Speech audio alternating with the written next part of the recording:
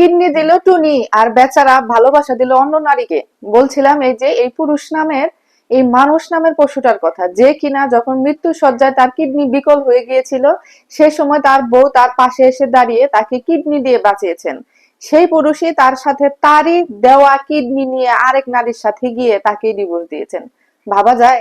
এই যে আপুরা যারা কিনা স্বামীরে ভালোবাসে একদম মরে যেতেছো গা, স্বামীরে ছাড়া বাঁচবা না, স্বামীরে হুদা ভালোবাসা দেখাও, নিজে না খায় স্বামীরে খাওয়াও, কারেন্ট গেলে স্বামীরে পাকা দিয়ে বাতাস দিয়ে দাও, স্বামীর ঠ্যাং ব্যথা করে কইলে ঠ্যাং টিপে দাও, হাত টিপে দাও, শোল টিপে দাও। তাদেরকে বলতেছি সেবা যত্ন করো, ঠিক আছে, একটু হিসাব করে করো, এর থেকে একটু শিক্ষা নাও নাও যে মানুষকে অতিরিক্ত বেশি করতে নাই, অতিরিক্ত সবকিছুই খারাপ, যার জন্য যতটুকু প্রযোজ্য সেটুকুই করতে হয় আসলে। এই যে মেয়েটা কি জানছিল যে তার স্বামী অপারেশন করে তার দেওয়া কিডনি নিয়ে এসে তার সাথে এইভাবে করে প্রতারণা করবে? না, এই মেয়েটা বুঝে নাই। যখন তাকে 9 বছর 10 বছর পার্লারে চাকরি করে মাথার ঘাম পায়ে ফেলে পরিশ্রম করে তার চিকিৎসার খরচ যোগাইছে, ইভেন তার মায়ের পেনশনের টাকা, সেই টাকা নিয়েও তার চিকিৎসা খাতে খরচ করছে, সংসার চালাইছে, যে সংসার চালানোর দায়িত্ব ছিল এই লোকটার। কিন্তু এই লোকটা অসুস্থ হওয়ার পরে তার স্ত্রী তার পাশে দাঁড়িয়েছিল। তার কিডনি যখন নষ্ট হয়ে যায়, পরিবারের সবার অনেকের সাথে ম্যাচ করলেও এই কিডনি কিন্তু কেউ দিতে রাজি হয় নাই, শেষমেশ সেই বউটাই দিয়েছিল।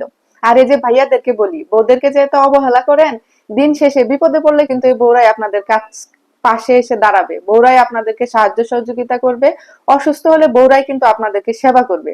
এই যে অন্যের কথা কানে নেন, বউকে অবহেলা করেন, বউকে সম্মান করেন না, এগুলো আর করেন না। আপনারা সংশোধন হন, বুঝছেন? সংশোধন যদি না হন তাহলে একদিন কিন্তু ঠিকই বিচার আল্লাহ করবে, আজকে না করলেও পরকালে ঠিকই করবে, বুঝছেন ভাইয়ারা? আর আপুদেরকে যেটা বললাম, তোমরা একটু সংযত হইয়া তারপরে চলবা, বুঝছো? একটা জিনিসের যেতটুকু মূল্য দেওয়া দরকার ঠিক ততটুকুই দিবা। ধরো একটা আপেলের দাম হচ্ছে 10 টাকা, তুমি সেখানে আদর করে 20 টাকা দিতে যাবা না। তাহলে পরের দিন যখন তুমি ন্যায্য মূল্য দিবা, দেখবা যে পরের দিন তারা মন খারাপ করে বসছে। ঠিক সেম এরকম স্বামীকে ভালোবাসা, যত্ন করা, সম্মান করা আমাদের দায়িত্ব ও কর্তব্য, কিন্তু অতিরিক্ত কোনো কিছুই করা ঠিক না, সেটাই আমি বোঝাতে চাচ্ছি। এই যে মেয়েটা এত বিশ্বাস করে এত কিছু করে তার স্বামীকে মনে প্রাণে ভালোবেসে এগুলা করে তার প্রতিদান আজকে কি পাইলো?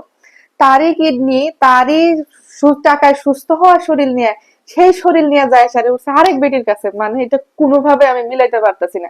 আরেক বেটির কাছে উঠে সাইরা যায়, আবার তাকে এই টুনিকেই ডিভোর্স দিছে। ভাবা যায়? চিন্তা করেন কি লেভেলের মানুষ এগুলা, এটা তো মানুষের কাতারেই পড়ে না। একে কি বলে আসলে কি বলা উচিত এটা আমার আসলে বোধগম্য নয়। এই লোকটা এই বউটাকে, এই মেয়েটাকে অনেক রকমের শারীরিক নির্যাতন করেছে। কি পরিমাণ পাষণ্ড মানুষ হলে এই কাজ করতে পারে? এই লোকটা সুস্থ হওয়ার পরে থেকে তার রূপ সে চেঞ্জ করে ফেলছে। সুস্থ হওয়ার পরে তার বউকে টাকার জন্য চাপ দিছে, সে অনলাইন জুয়া আসক্ত হয়ে গেছিল। সে বিভিন্ন নারীদের সাথে সারাক্ষণ ফোনে কথাবার্তা বলতো এবং বিভিন্ন নারীদের সাথে সম্পর্ক বিল্ড আপ করে। সে ভালো হয়ে সাইরে হসপিটালের মধ্যে বউর সাথে চিল্লাচিল্লি করে কেন? ওই যে হসপিটালের একটা বিল ওই মেয়ের খালা দেওয়ার কথা ছিল, সেই খালা বিলটা দিতে একটু দেরি করছে, টাকা পাঠাতে দেরি করছে, সেটা নিয়ে সে লোক চিল্লাচিল্লি শুরু করছে।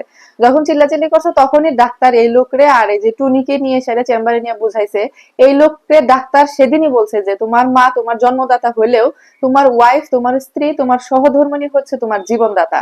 হ্যাঁ, সত্যিই তাই। এই টুনি এই ছেলেটিকে আল্লাহ তাআলা জীবন দিয়েছে, কিন্তু সে সহযোগিতা করেছে। এই টুনির সৎ মনোভাব, স্বামীর প্রতি অগাধ ভালোবাসা, বিশ্বাসের জন্য টুনি এত বড় সিদ্ধান্তটা নিয়েছিল। নিজের শরীরের কথা চিন্তা না করে, নিজের জীবনের মায়া না করে সেই এত বড় সিদ্ধান্তটা নিয়েই কি তাহলে টুনি ভুল করলো আজকে?